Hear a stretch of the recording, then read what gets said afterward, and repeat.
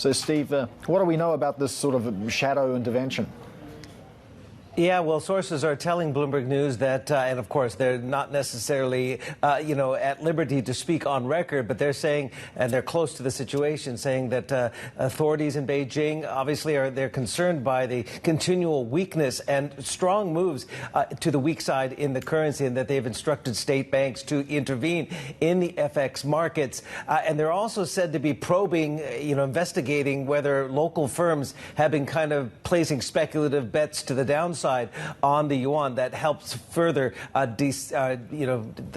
the decline. As you can see, right now the onshore yuan is at 7.28, but yesterday, Thursday, it had gone as weak as 7.3175, and those same sources are telling us that the top leadership in Beijing is kind of looking at 7.35 as the magic number that they're concerned about, whether we inch towards that. The offshore obviously is considerably weaker at 7.30 right now. Annabelle just talked about some of that weaker sentiment from foreign investors, and that has driven the offshore yuan down. But onshore right now, authorities trying to talk up jawbone as well as use some policy tools, including in the last week or so, to try and boost sentiment. They had that surprise rate cut. They've done short-term injections into the economy to provide some liquidity into the economy, and they've done stronger than expected daily fixings. Keep in mind,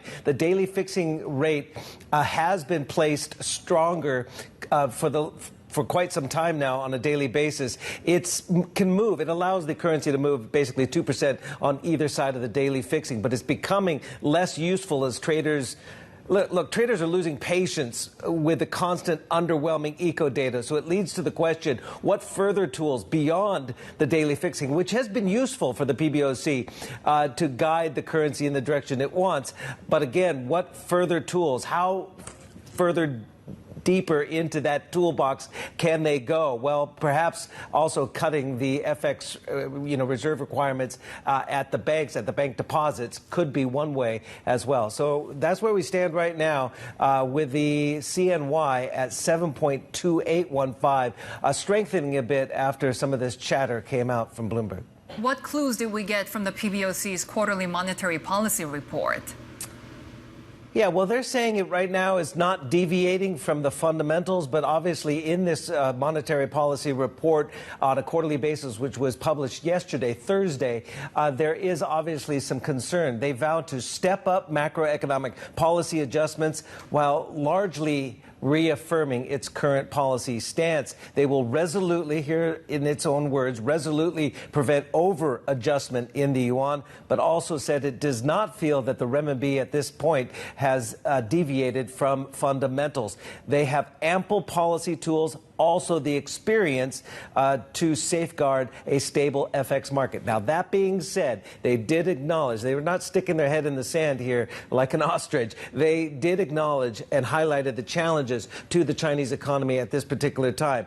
They cited in particular households' weak income outlook, the insufficient private investment confidence, and growing pressure on local government finances. So the last thing I want to just bring up is the 20-year onshore CNY, and you can see some of the concern and why we're getting there back up to 7.3, which it did pass that yesterday.